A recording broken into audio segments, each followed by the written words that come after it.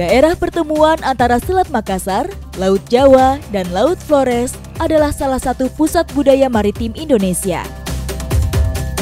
Di wilayah yang dikenal sebagai segitiga emas Nusantara ini, beberapa suku menetap, beraktivitas, dan membentuk identitas serta budayanya sendiri.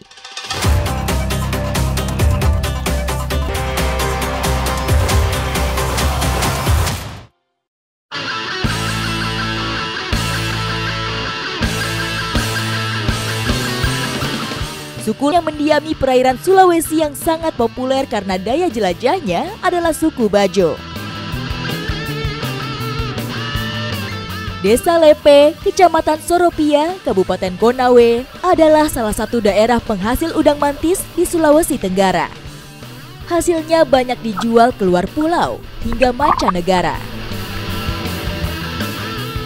Udang mantis memiliki nilai ekspor yang tinggi di Sulawesi Tenggara. Dan sekarang saya bersama nelayan-nelayan dari Desa Lepe untuk mencari udang mantisnya nih. Nelayan Bajo kali ini mengajak saya untuk berburu hewan berbuku. Cara tangkapnya cukup pasif, yaitu dengan memasang jebakan dan menunggu. Cara menangkap udang mantis ini dapat dibilang lumayan mudah, karena kita menggunakan yang namanya jerat. Ini tinggal dipasangin umpan ya Pak? Iya. Menggunakan sistem lasso, target yang sudah terjerat tidak dapat kabur lagi. Nah, kalau udah seperti ini tinggal ditancapin aja ke lubang udang mantis.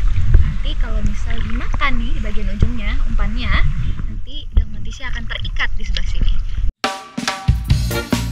Mencari lubang udang mantis adalah hal yang paling berat, karena kami harus menyelam menyusuri pasir-pasir berlamur. Tidak semua lubang yang kami temui ada penghuninya. Untuk membedakan lubang kosong dan berisi, dibutuhkan kejelian dan pengalaman. Akhirnya, setelah kita mencari-cari, kita menemukan lubang dari udang mantis.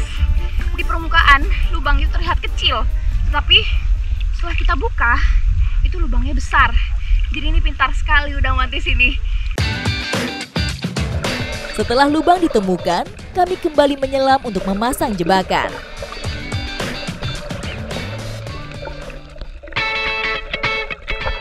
Umpan potongan ikan akan memancing udang keluar dari persembunyiannya.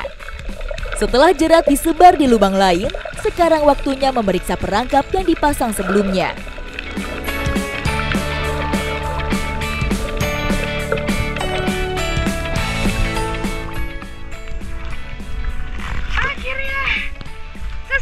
Bisa mendapatkan satu udang mantis. Meski sudah terikat, udang ini masih cukup kuat mempertahankan diri. Memegang udang mantis ini kita perlu berhati-hati, karena di bagian kanan, kiri, dan bagian belakangnya itu sangat tajam. Apalagi ini nih, paling bahaya. Di bagian depan itu seperti pisau. Selain dilengkapi lengan yang tajam, kakinya yang menyerupai pecut juga sangat kuat, sehingga mampu memecahkan karang. Berbeda dengan lobster, krustasea ini tidak menyimpan telur di antara kakinya. Jadi batas minimal untuk bisa dijual udang mantisnya itu adalah 150 gram. Kalau yang ini lebih dari 150 ya Pak? Iya.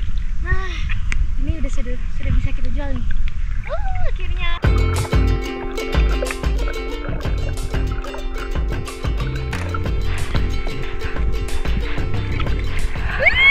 Kita dapat nih Pak, dapat lagi. Akhirnya. Udang yang telah ditangkap kemudian disimpan ke dalam wadah penampungan. Menjual udang mantis ini harus dalam kondisi hidup.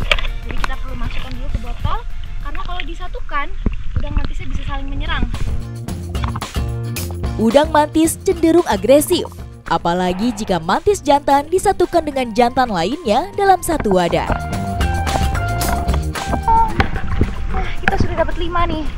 Biasanya para nelayan tuh kalau sudah menangkap udang mantis ini langsung dibawa ke pengepul untuk dijual.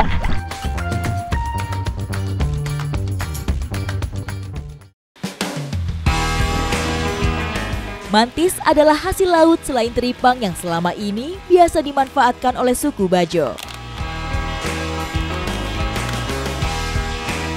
Sebelum itu ditimbang terlebih dahulu karena setiap ukuran itu berbeda harga. Diukur lagi, Pak. Semakin besar ukuran hewan bercangkang keras ini, semakin tinggi kualitasnya dan semakin tinggi harganya. Saat waktunya pengiriman, udang mantis dipindahkan kembali ke botol-botol kecil agar tidak memakan banyak tempat. Jadi ternyata memindahkan udang mantis dari botol yang besar ke kecil tuh lumayan sulit. Karena kita harus berhati-hati. Di bagian kakinya tuh sangat tajam. Saya aja menggunakan sarung tangan. Ini sudah ya, Pak?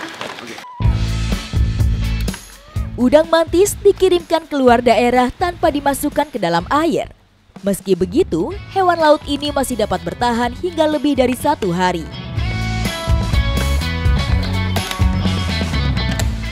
Untuk pengiriman itu biasa sampai 8 box. Dikirim ke Jakarta, setelah itu diekspor ke Taiwan. Wow.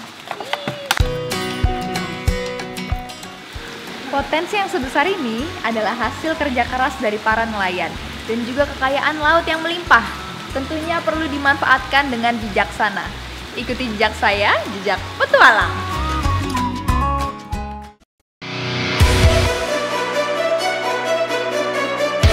Tidak heran masyarakat suku laut ini dikenal memiliki kemampuan menyelam. Bahkan sejak kecil mereka sudah terbiasa hidup di laut.